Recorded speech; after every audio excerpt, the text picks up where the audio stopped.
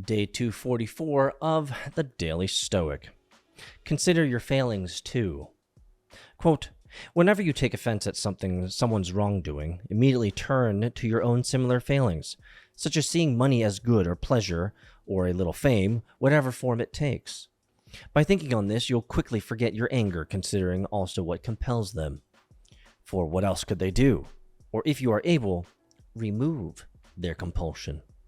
Marcus Aurelius, Meditations 10.30. Earlier, we were reminded of Socrates' tolerant belief that no one does wrong on purpose. The clearest proof of this hypothesis? All the times we did wrong without malice or intention. Remember those? The time you were rude because you hadn't slept in 2 days. The time you acted on bad information.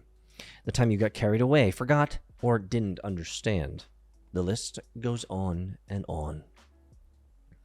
This is why it's so important not to write off people or brand them as enemies. Be as forgiving of them as you are to yourself. Cut them the same slack you would for yourself so you can continue to do work with them and make use of their talents.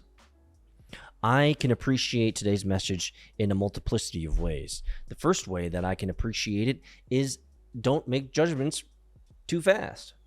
Allow people to reveal themselves to you, to show themselves to you, to prove themselves to you. This is something that I enjoy doing as an operator. When I bring people onto my teams, I give them a 90-day contract. Show us what you're able to do for 90 days. Some of you guys who've been with me for a long time know that 90 days is the perfect amount of time to figure out whether you have the discipline to keep doing it, and you'll learn so much about yourself when you do it, especially if you do small experiments. But when it comes to hiring someone, it's great because if they can last 90 days, 3 months, at a sufficient engaged pace, at a high productivity level pace, then they can join the rest of the rocket ship. But most people don't make it that long. And I end up spending a lot of money and a lot of time into people that just don't work out. And that's part of the balance of spending that much time and investing that much time. You don't find that many that can pace for that long. And so it's super important to find the right people.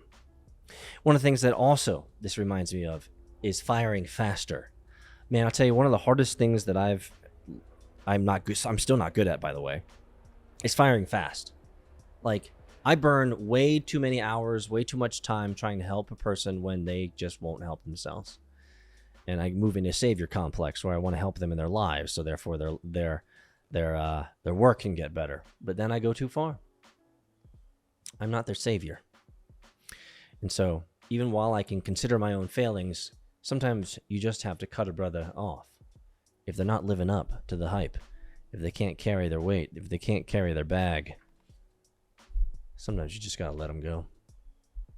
See you in Discord, MetaFam.